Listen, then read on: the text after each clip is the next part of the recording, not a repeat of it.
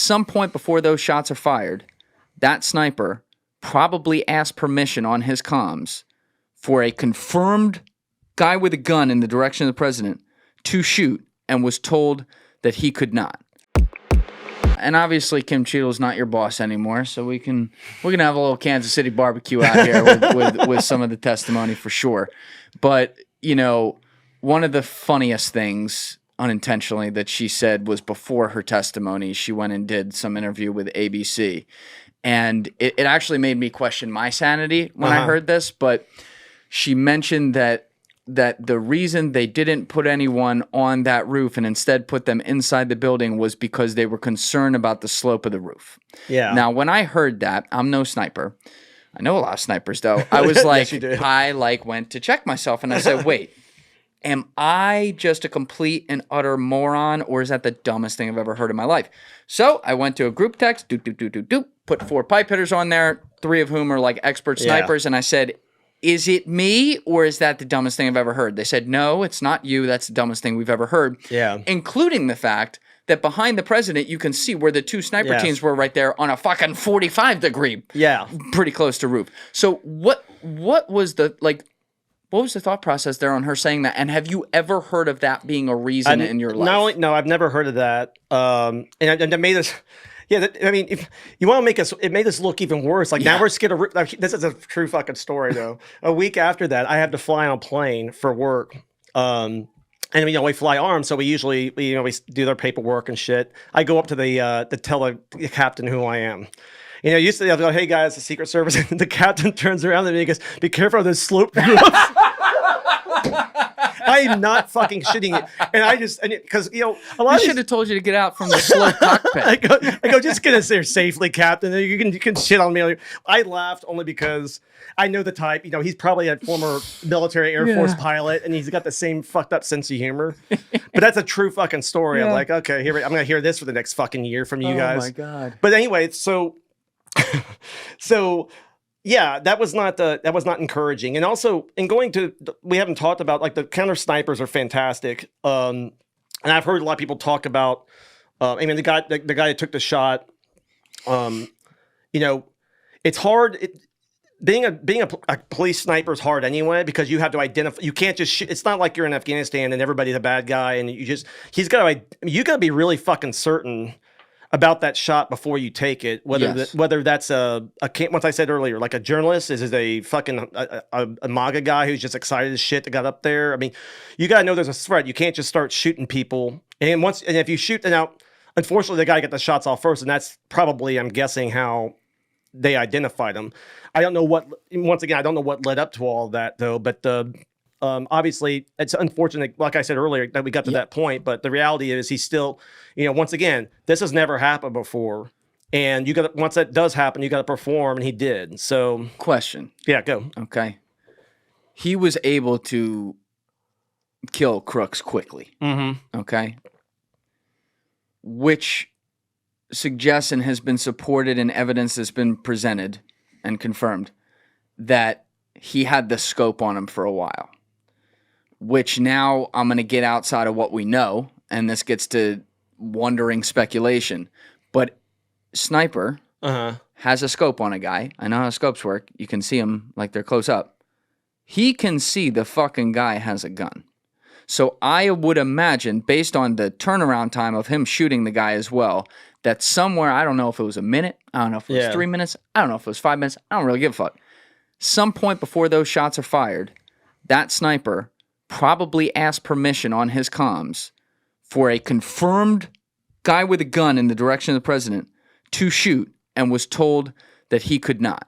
So if and again, there's some speculation there for sure. Yeah. But if that's the case, and I hear you don't want to accidentally shoot someone who's not a threat, because we all know you'd never hear the end of that. If someone would go to prison for that. Yeah. And I understand that. There's a real fear in this country now with like guys not wanting to pull the trigger in the wrong spot. Well, but if that's the case, what do you need to be able to say confirm go? Because like I would think guy on the roof with a gun. Well, we don't know. Once again, I don't want to speculate on what the sniper saw. I'm not a counter sniper. I only bring up the identifying the threat only because I've seen people on television who are military snipers who they have sometimes they're talking about it, but not all of them, but I just seen a couple. I don't even know their names. And it sounded like they were talking about it from their point of view, and obviously the military and the civilian law enforcement is very different. All types of use of force. I mean, the use of force that cops have to. And what sucks about being a cop is you rarely get the first shot off. So in the situation, I don't know what led to that, but he does not have to wait for confirmation. And if they see a threat, that our counter he doesn't have to. He wait. does not. Now our counter snipers, if they see a threat, they do not have to wait. They don't. There's this green light thing or this thing that people think that you have, like you use, but once again, it comes down to like any use of force you would have for a law enforcement. You got to know that they're, and like I said, I don't know I'm not going to speculate on what he saw, or I can only know how the end result was exactly, and he performed very, very well. I don't know what led to that. I don't know what information he had. I don't know anything. You know what I mean? I know basically what everybody else knows. But no, you as a counter sniper, they don't have to wait for a green light, so to speak. I've heard that speculated about. If they see a threat and they can neutralize a threat, they don't need to wait for it. But once again, and I saw that acting director Rowe gave a demonstration where he showed some photos where they were kind of showing what kind of sight picture or what kind of look they had if you were laying down on the other side of that sloped roof that became so infamous. And it wasn't much. I mean, it'd be hard to identify. So once again, this is all speculation. I don't know what that's interesting. What though, the guy saw. No, he doesn't. No, he doesn't have to wait for a thumbs up or authorization from somebody. Well, let me ask a question there, because you kind of talked about this a little bit in there a minute ago. But how is the determination made ahead of an event for the overall sniper teams, right? So any snipers that are there, how many of them, or if not all of them, are going to be Secret Service versus support from locals? Because I would think, I know how well trained the Secret Service snipers are. They literally train with like the Reaper, Nick Irving. Like he talked about that on Twitter, one of the best snipers of all time.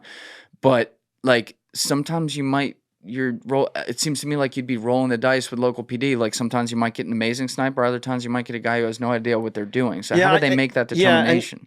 And obviously, not being a counter sniper, I don't want to speak for them. It depends on, like, you'll see, like with the president, you'll see our guys teamed up with our own guys. I don't know. I don't want to speculate on when they have our guys teamed up with a local. In those situations, I don't really want to put that out there anyway. And it's been a while, and I don't want to misspeak.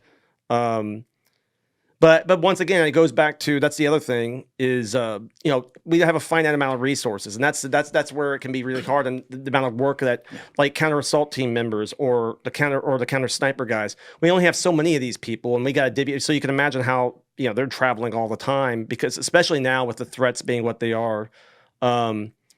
The guys who were on the two roofs right there. Yeah, there were two teams of two. Yeah, it looked like to me. Yeah, those were Secret Service. Yes. Yeah, that's what I wanted to confirm. Those are. I believe.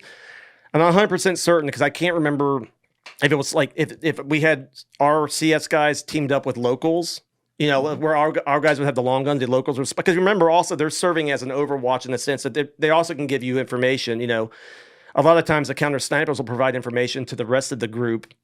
Regarding something that's not a threat, but might be, they may see something that needs to be addressed. Like, hey, there's somebody over in this area here. I don't see anything. And then we can maybe have somebody go out and talk to them. That kind of stuff can happen where they can see something that's not like, hey, I'm going to take this person out, because there's nothing like that, but it might be something worth addressing. Thank you for watching the video, guys. If you haven't already subscribed, please smash that subscribe button and check out this clip's full podcast episode by clicking here or in the description below.